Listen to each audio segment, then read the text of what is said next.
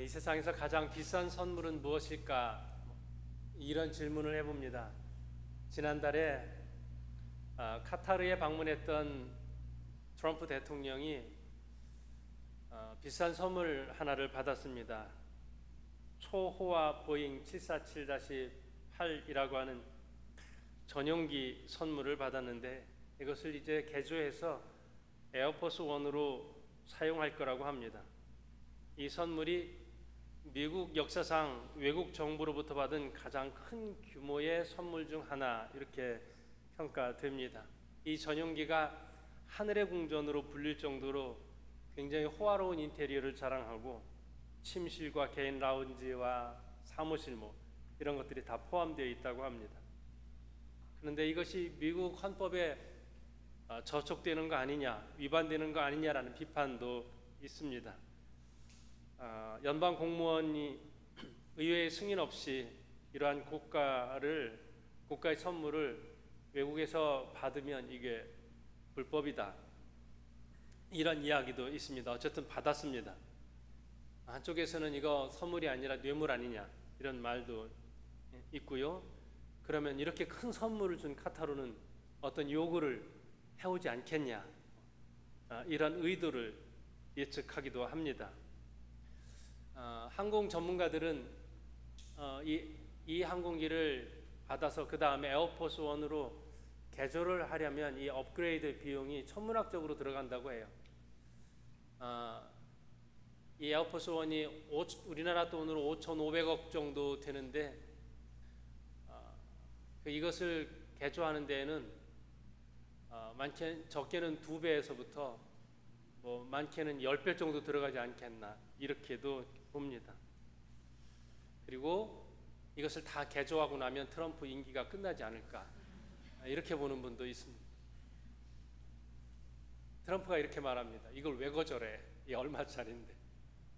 그러면 선물로서 받은 거 맞을까요? 선물이 뭐인가요?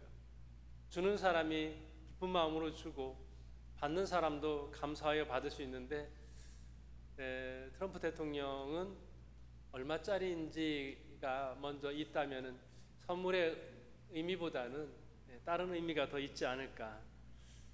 경제적 가치를 먼저 생각하면 이게 얼마나 마음 써서 선물한 것이고 내가 기쁜 마음으로 받는다 이거 말고 거기에 경제적 가치가 우선적으로 된다면 이것이 진정한 선물일까 이런 생각을 해보게 됩니다.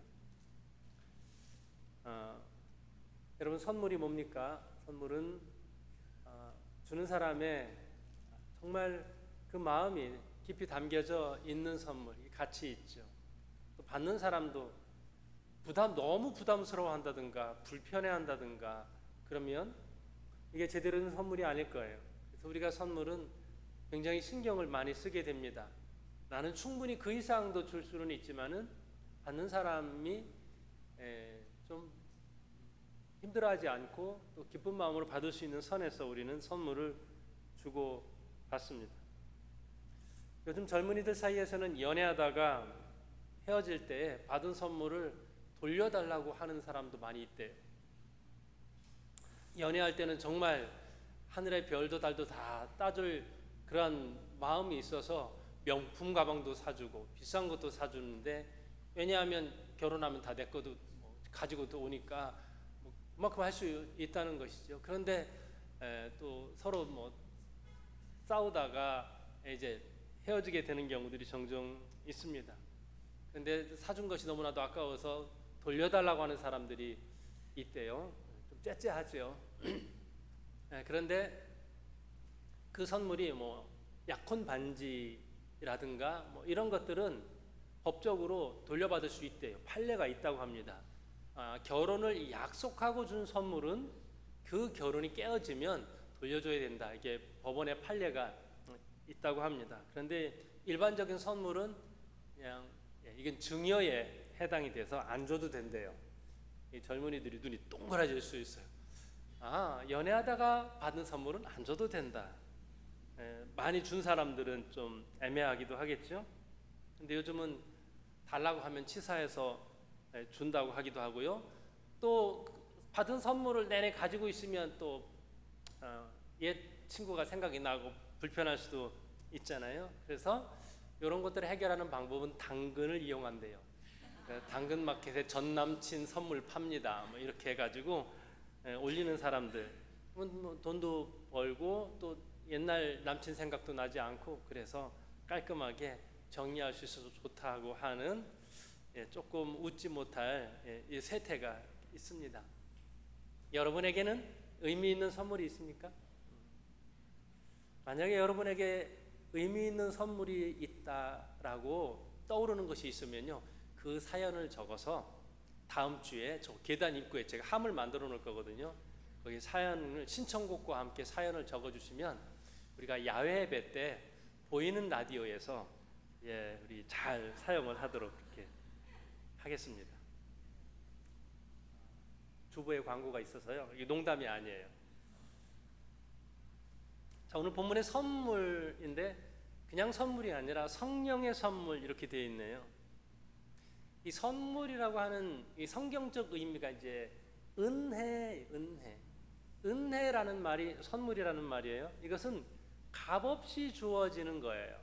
하나님의 선물이 이렇습니다. 하나님께서 우리에게 은혜를 주셨어요. 그런데 하나님의 선물은 어떤 딜을 하는 것이 아니에요. 거래하는 것도 아니고 이것은 어떤 대가를 요구하는 것도 아니에요. 하나님의 선물은 다 그렇습니다. 그리고 이 선물이라는 단어 앞에 정관사가 붙어 있습니다. 바로 그 선물, 특별한 선물이에요. 하나님께서 우리에게 주시는 특별한 선물, 이것이 모두에게 있단 말입니다. 저와 여러분이 하나님의 은혜 아래서 풍성한 선물을 누리는 그 축복 가운데 거하기를 주님의 이름으로 축복합니다. 자, 성령 충만한 가운데에서 베드로가 설교를 했습니다. 특별한 설교예요. 이 설교가 거의 끝나갈 즈음에 오늘 이 말씀을 하고 있는 겁니다. 너희가 성령의 선물을 받을 것이다. 자, 베드로의 설교 가운데에 마음에 많은 변화들이 일어납니다. 선물이 뭘까? 저는 이 성령의 선물 가운데 하나가 그렇게 생각이 돼요. 뭐냐면요, 찔림이에요. 찔림. 마음에 찔림이 있으면 이보다 더 큰 선물이 있을까? 여러분, 설교를 듣는 가운데에 어떻습니까? 이 말씀이 나의 말씀인 것 같다.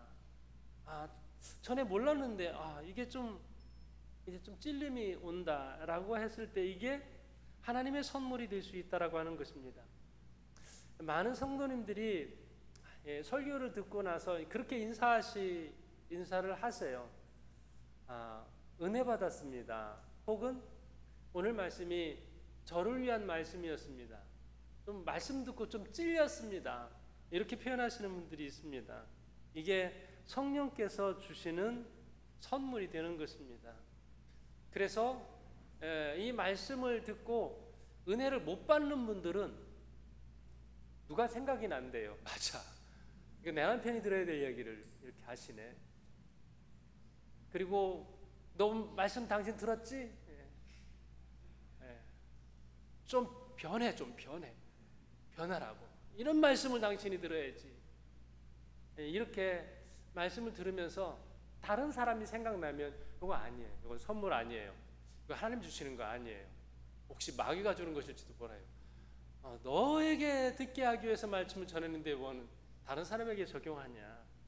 그래서 찔림이 뭐냐면요, 하나님의 말씀이 선포되었을 때에 나의 말씀으로 받아들이는 것, 이게 특별한 선물입니다. 전에는 내가 잘 안 보였거든요.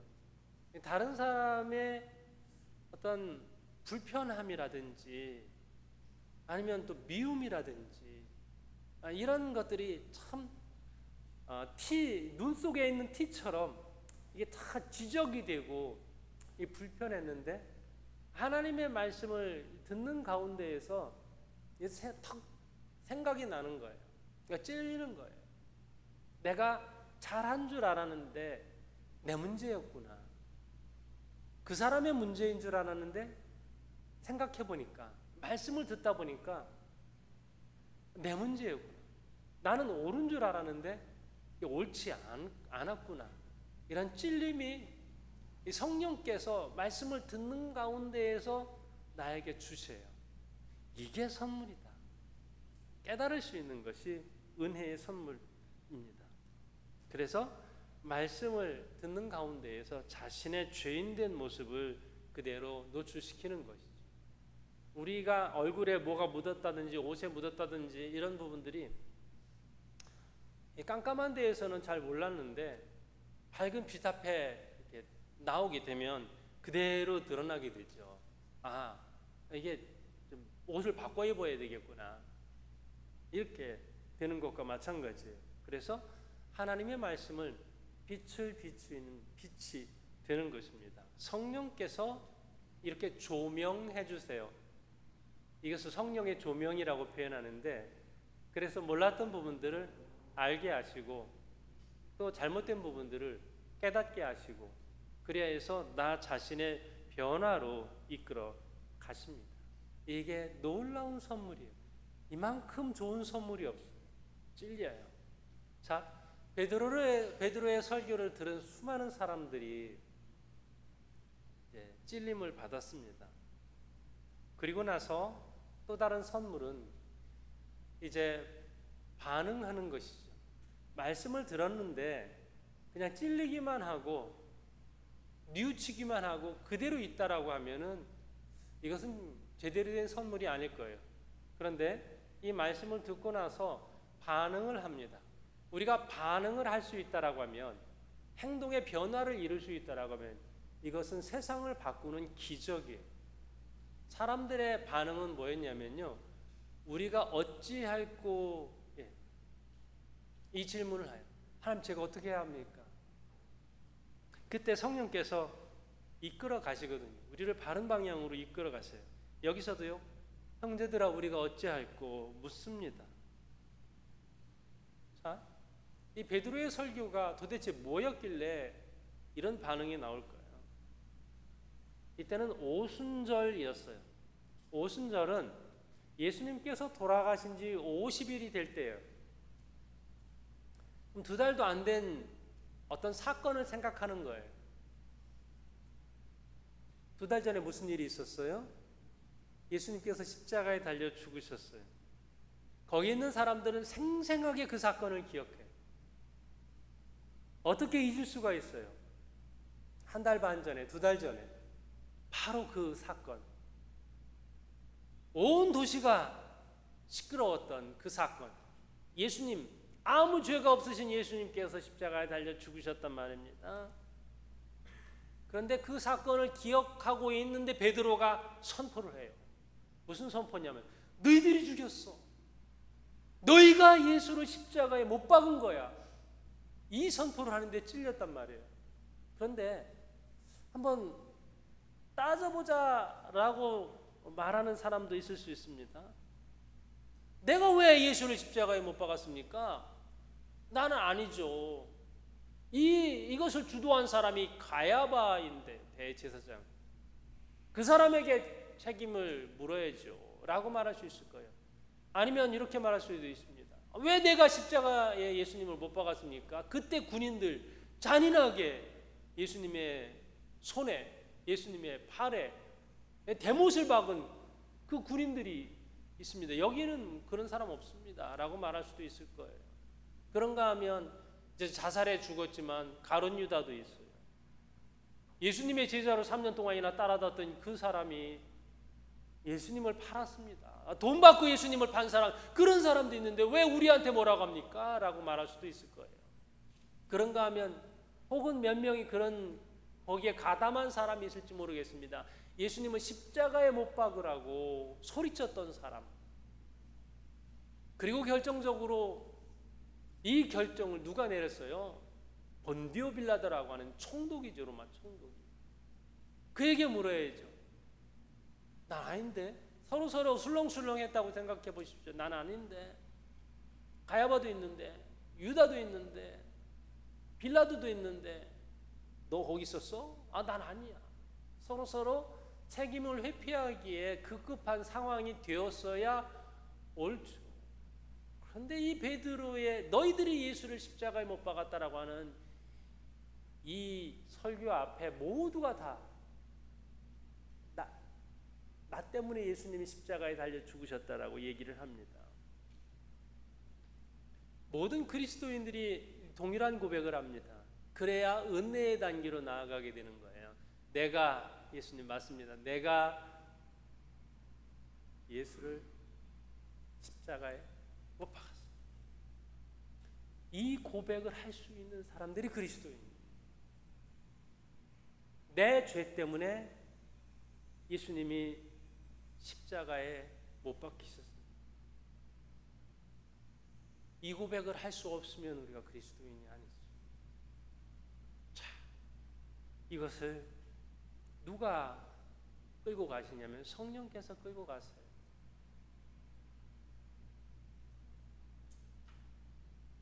성령께서 내 죄를 보게 하세요. 보게 하시고 깨닫게 하세요. 자, 우리는 얼마나 많은 탓을 합니까? 얼마나 많은 비난을 해요. 나라가 잘못된 것이 맞아요. 정치인들 책임이 굉장히 커요. 같이 비난하고 싶습니다.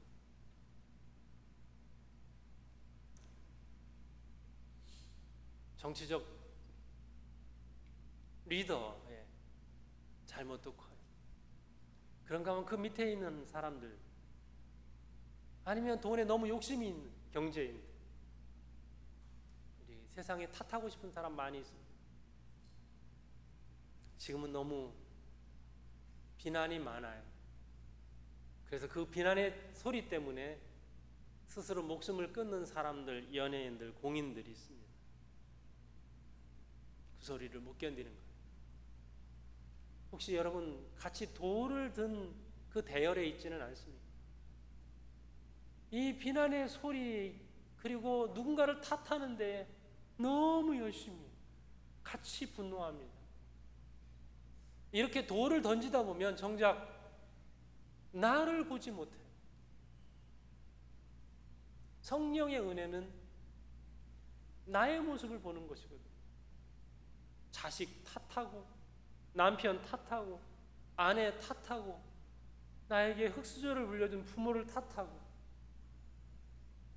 근데 묵묵히 말씀 앞에서 무릎 꿇고 성령의 도우심을 구하다 보면 그런 모습들이 보이는 게 아니라 죄인 된 나의 모습이 보여져요. 찔림이 있어요. 내 가정이 이렇게 화목하지 않은 부분이 나 때문이구나. 주님, 나 때문이네요. 나라의 이런 부분도 나 때문이네요. 내 죄, 이것이 깨달아져요. 그리고 나서 성령께서 치유의 길을 인도하십니다. 베드로의 메시지가 이렇게 선물처럼 메아리쳐 와요. 회개하라. 이것은 메타노이아라고 하는 헬라어로 나오는데 이게 방향 전환을 말합니다. 그냥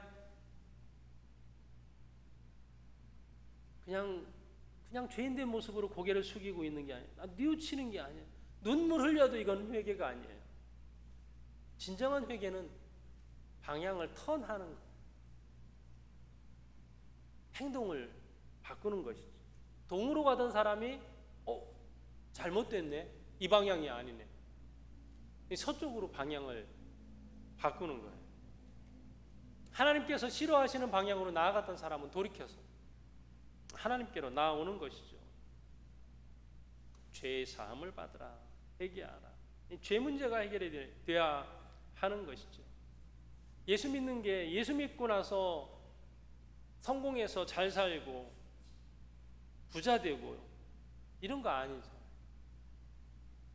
예수 믿어서 나의 죄의 문제를 해결하고 내가 회개하면 이제부터는 하나님께서 싫어하시는 나의 삶을 정리하고 하나님께서 기뻐하시는 방향으로 나아가는 것이죠. 방향 전환, 이게 회개죠. 그리고 나서 성령께서 우리의 삶을 인도하십니다. 이때 신도의 수가 3천이나 더했다라고 그랬습니다.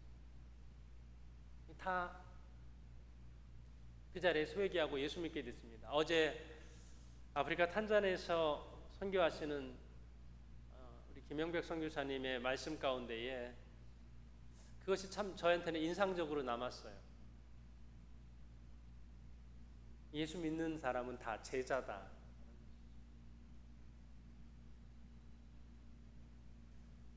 개역성경에는 제자의 수가 3천이라 했습니다. 저는 어떻게 보면 더 이것이 옳은 번역이 아닌가 싶습니다. 신도의 수가 3천이고 제자의 수가 3천. 사도행전은 다 예수 믿는 사람들을 제자라 이렇게 했습니다.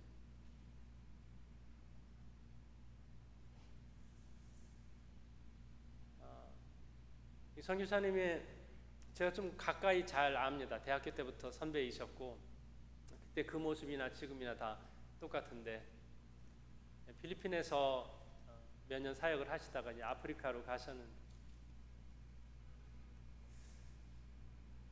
어제 이제 말씀을 마치고 한국으로 가셔서 내일 이제 아프리카로 가시면 한 20시간 비행기 타고 가셔서 거기 공항에서 20시간 또 차를 타고 운전해서 가셔야 되거든요. 이제 세렝게티를 통과하면 좀 빨리 갈 수 있다고 하는데 이제 통행료가 굉장히 비싸서 본인은 이제 관광객이 아니니까 돌아서 가세요. 가시면 동네가 없어요. 마트도 없고 아무것도 없어요. 그냥 거기서 사역을 하세요. 사역을 하시면서 공감을 하죠. 현지에서 여성 할례 때문에 고통받는 이들을 치료하기 위해서 아픈 사람들, 말라리아로 죽어가는 사람들을 위해서 병원 세우고 그래서 현저하게 죽어가는 사람이 줄어드는 거예요. 부모 없는 아이들이 많아졌어요. 그래서 고아원을 세워요. 이 동네에는 교회가 전혀 없어요. 그냥 거기에 교회를 세워요. 거기에 다른 게 아니에요. 예수의 마음으로 가시는 거죠. 저는 뭐 이렇게 조언을 해요. 인간적인 조언인 것 같아요.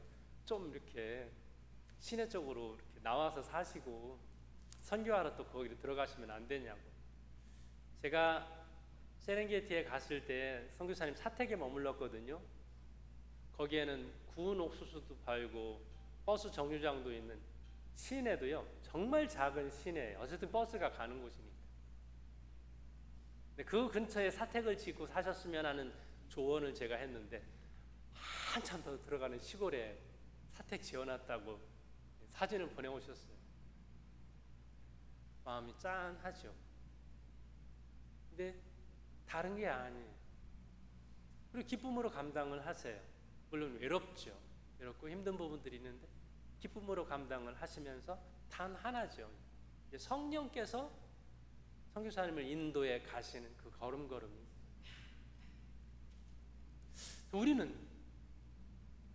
우리는 성령의 인도하심 따라서 어떤 걸음을 걸을까요? 여러분 어떤 방향 전환이 여러분에게는 필요합니까? 그래서 매 순간순간 성령의 인도하심을 따라서 순종하면서 가는 것이죠. 이 중심이 이제는 내 중심에서 다른 중심으로, 전에는 내가 물질 중심이었든 개인 이기주의였든 내 중심이었든 이제 성령이 충만하면 다른 사람이 보이는 거거든요. 그 다음에 초대교회에서는 어떤 역사가 나타나면요, 유무산통하는 거예요. 자기가 자기 중심이었는데 이제는 없는 게 보여요. 저 사람이 저게 없었네. 저 사람에게는 위로가 필요하네. 가서 위로해줘. 저 사람이 먹을 것이 없었구나. 그래서 자기가 넉넉한 거를 그 사람에게 가져다 줘요. 옷이 없는 사람이 전에는 안 보였는데 이제는 보여요. 옷을 가져다 주는 거예요. 이게 초대교회예요. 어떤 사람은 공산주의가 여기서 나왔다고 하는데 아니, 공산주의랑은 달라요. 거긴 혁명을 통해서 다른 사람의 것을 뺏어가지고 이렇게 만드는데 그거 아니에요. 성령의 마음이니까 주는 거예요. 그 아픔이 느껴지니까, 공감이 되니까 주는 거예요. 그래서 성령의 선물을 받은 사람은요, 이제 다른 사람이 보여요.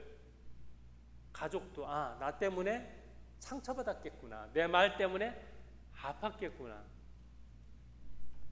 이웃이 보여요. 주님이 보여요. 주님께서 이것을 기뻐하시는구나.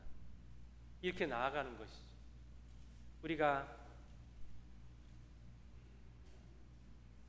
말씀 속에서 살아갑니다. 말씀 속에서 살아가다 보면 성령께서 우리를 인도해 주십니다. 순간순간 찔림을 주십니다. 그리고 화살을 다른 사람에게 돌렸던 것을 이제 나를 보게 하십니다.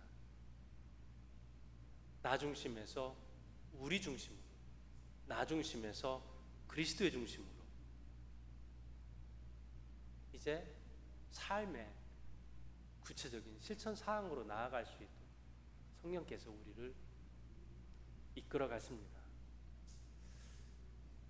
성령의 성물이 저 여러분의 삶에 가득할 수 있기를, 그리하여서 그리스도의 참된 제자로 살아가는 복된 성도님들이 되시기를 주님의 이름으로 축복합니다. 함께 기도하겠습니다.